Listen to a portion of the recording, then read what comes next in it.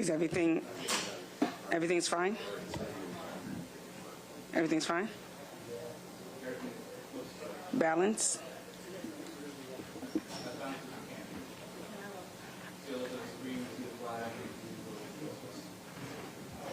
Stranger? Stranger?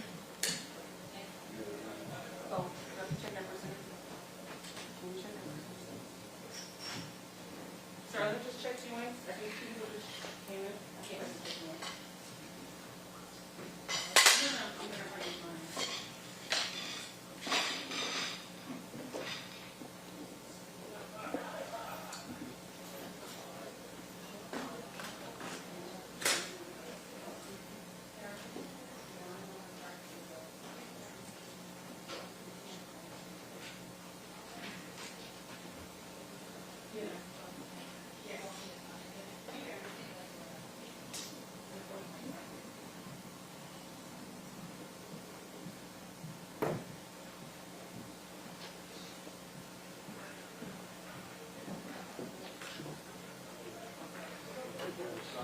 Yeah.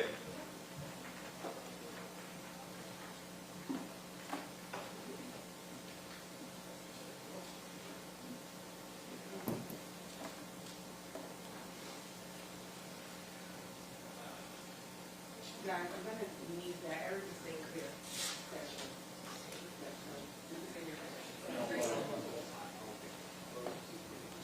Yeah, thank you, sir.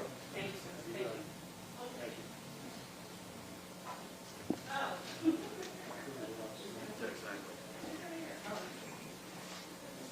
Hello, everybody.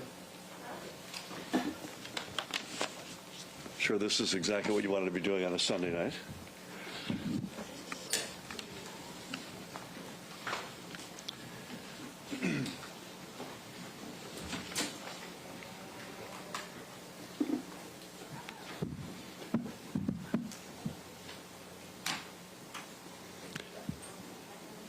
Good evening, everyone, and thank you for joining us on short notice yet again.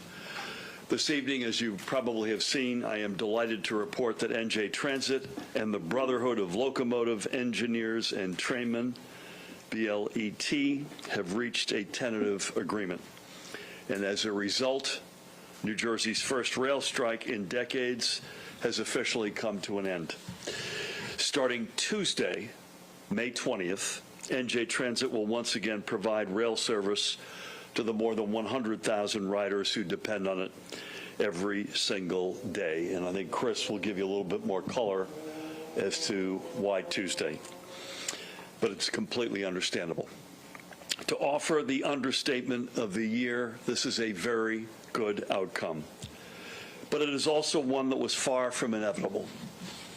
So first and foremost, I want to thank the guy to my right, the exceptional President and CEO, NJ Transit, Chris Calori, along with his entire extraordinary team, many of whom are represented with us today. This is a team sport, and it doesn't, as good as this guy is, it does not get done without extraordinary efforts by this group to my left and their colleagues.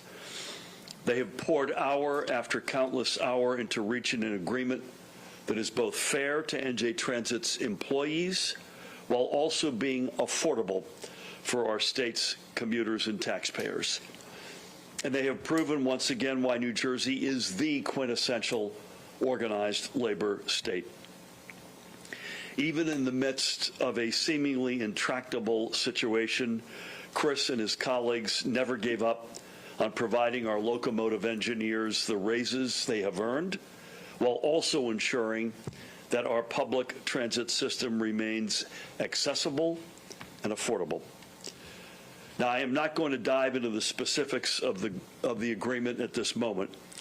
Instead, let me simply offer my deepest gratitude again to Chris, his colleagues, along with the BLET's representatives who came back to the table to seal the deal.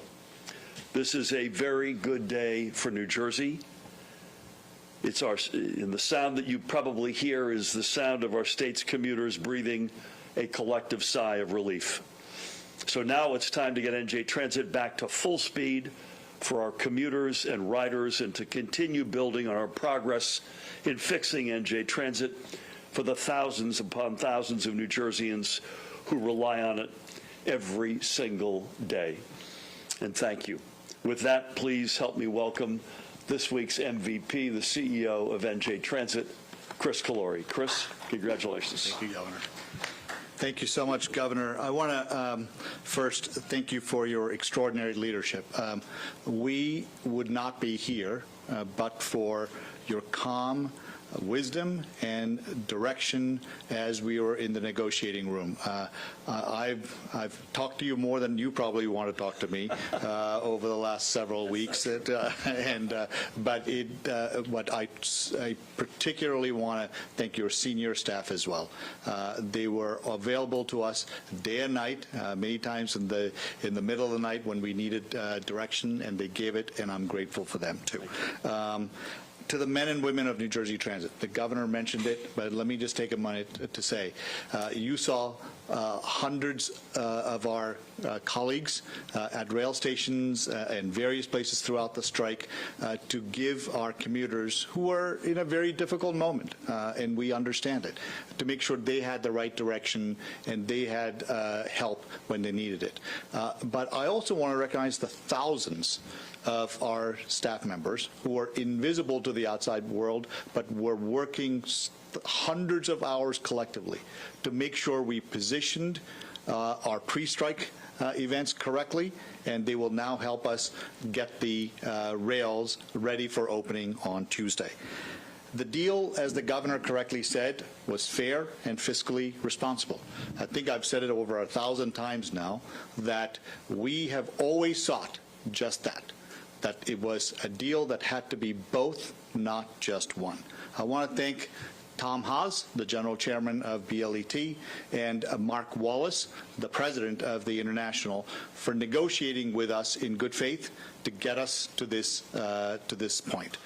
I think we are particularly gratified that we were able to find a solution that meets the needs of the customers and our employees, and more importantly than all of it, the taxpayers of New Jersey.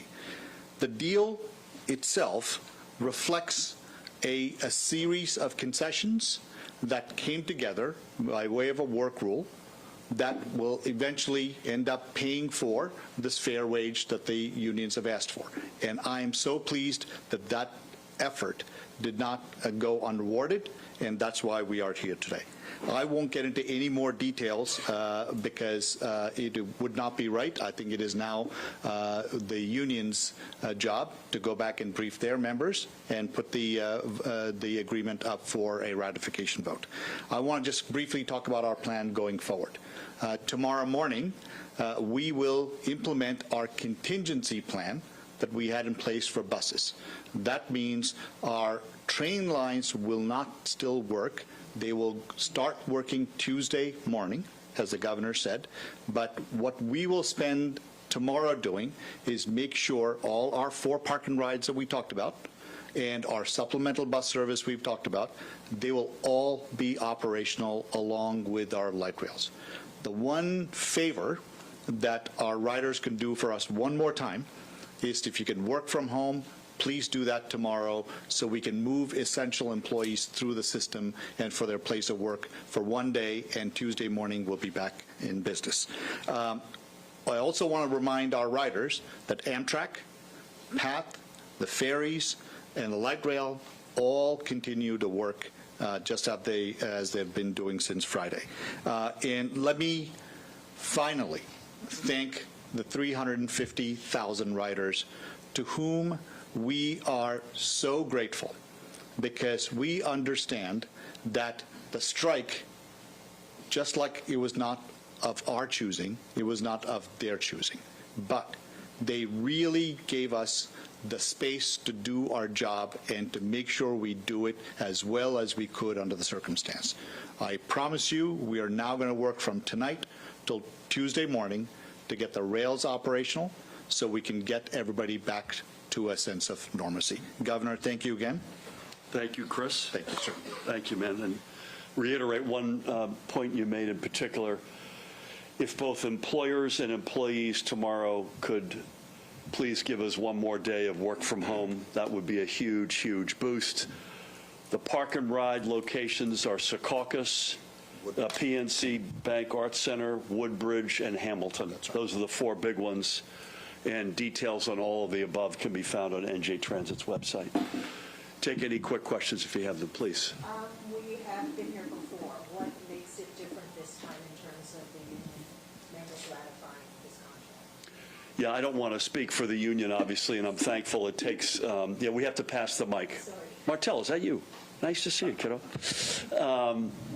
So the question was, why is it different this time? What has changed such that we think that the union would go ahead and ratify it? I don't want to speak for the union. I do want to thank them again for coming back into the table with Chris. And the National Mediation Board was there today as well, and we want to give them a shout out and thanks.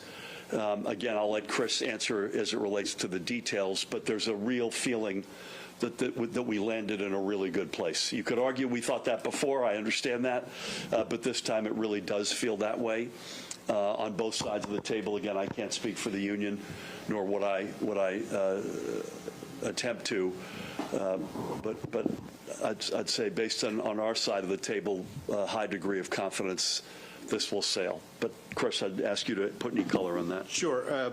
The way I would answer is, look, the past is the past, but I think we learned some important lessons on what the membership wanted, and I think the union this time did a really good job of clarifying, if you will, their positions, and in these negotiations, we were able to go point by point. In addition to the broader issue of fair wages, we were able to go point by point and talk about some of those provisions that they cared about, and I think we were able to address to the satisfaction of them, and equally important, the taxpayers of New Jersey. This is all subject to an NJ Transit Board approval as well, so both of those, when we say tentative, that's subject to both the union's ratification and NJ Transit's board. How are taxpayers affected? How will it affect the taxpayers? Yeah, the taxpayer, for my humble opinion, is a winner here because Chris was able to land. We've been pounding away on this point. It has to be fair for the locomotive engineers, but it also has to be fiscally acceptable to NJ Transit and indirectly, therefore, for taxpayers.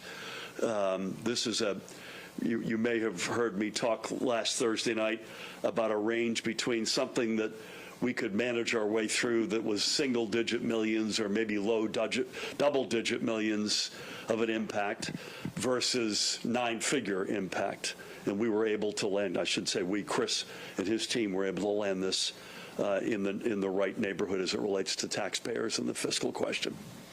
Anything you want to add to that? You're good. Mark, Hello. nice to see you, buddy. Hey, how are you? Long Good to see time. you. How much will this strike cost New Jersey Transit? Chris, I don't have a off the top of my head. We had estimated it to be $4 million a day. So, look, and I want to say this to you.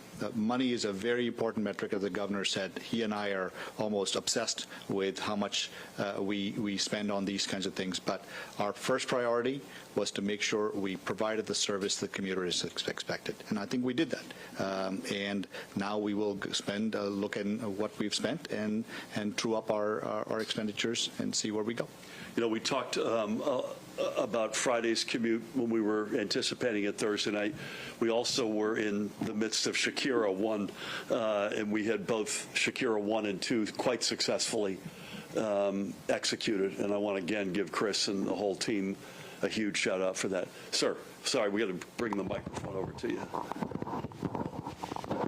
Thank you. You know, we have been hearing over the last couple of days that from both sides that you all were close. You know, there's maybe a little disagreement. I know you guys don't want to go into details about the deal, but could you, you know, give us an idea of some of the hurdles you guys were able to overcome, you know, even if vaguely? Yeah, just as a general comment, I'll ask Chris to come in on more specifics. We were close. We were close Thursday night. I think we mentioned that. But we couldn't get that second objective met on Thursday night, and the fiscally responsible element of this. And again, thanks to Chris and his great team, we were able to, over those 72 hours, run that to ground. But Chris, why don't you jump in with any other details? I'd say, look, these agreements are inherently very complex. right? It's not just, we present sort of the headline of fair wages and fiscally responsible, but informing those two principles are extraordinarily complex set of provisions that have to make sense, not just for today, but for the future. So frankly, it's just a lot of it is going through line by line, word for word, to make sure that everybody's intent is correctly captured and reflects what we wanted to come out of it. Thank you. Ma'am. Hi, Christy. Martel, you should consider Cirque du Soleil, by the way, after these press conferences. Like a pillow. And yeah, just wanted to make sure, just because I know people will be frustrated, they're just like, oh my God, why can't the trains just be running already? Any sort of explanation just as to what's going to be happening over the next 24 hours? You said starting tonight into Tuesday, and anything about cross-honoring? Just want to make sure no. So when you hear some of the reasons why, you're going to understand, you and I hope the folks out there listening will understand this is the right, sensible plan, but Chris will walk you through some of that. Sure. Look, from the very start, we've tried to be calm, methodical about everything we did. Planning for the strike, executing our plan during the strike, and now coming back into service. There are several things that have to happen in order to make sure the railroad works properly. We have to pre-position the equipment. We have to do safety checks. We have to make sure that the engineers who now have officially concluded the strike or soon to conclude the strike are now called into work, and to make sure that they are now, their schedules are all matched up with where they need to go. This is an extraordinarily complex operation. We run hundreds of trains a day, and so we have to make sure all the equipment is where it needs to be, all the safety inspections have been done, all the track inspections have been done. So one thing that we will not do, and I'm so glad the governor trusts us to execute this in the way that we think is appropriate. We will never compromise the safety of our riders. For us, it is better to get it right and do it methodically than to rush and try to meet some artificial deadline and get it wrong. And we will not do that. Amen. It's also worth noting in the post-COVID world, we're not making light of anybody's commuter headaches because we feel their pain. Monday is the second lightest day after Friday. So getting ourselves organized for the big three, Tuesday, Wednesday, Thursday, is another element here. Sir. What was the moment like when you realized you had found common ground? Good question. I will tell you, we were communicating almost every minute, and it was a great feeling for me. I can only imagine how it was for Chris. Well, when I called the governor first and told him that I just signed, and I think both of us were, to say the least, very happy, and I may have shed a tear. We'll leave it at that. We all good? Again, deep thanks, everybody, for coming out on short notice on a Sunday night, no less. This is a good result for labor. It's a good result for NJ Transit. It's a good result for our commuters and taxpayers. Chris, congratulations again to you and your team, to the union representatives as well at BLET, and we'll see you out there on the rails and buses. Thank you all. Thank you. Congrats. Mrs. Murphy.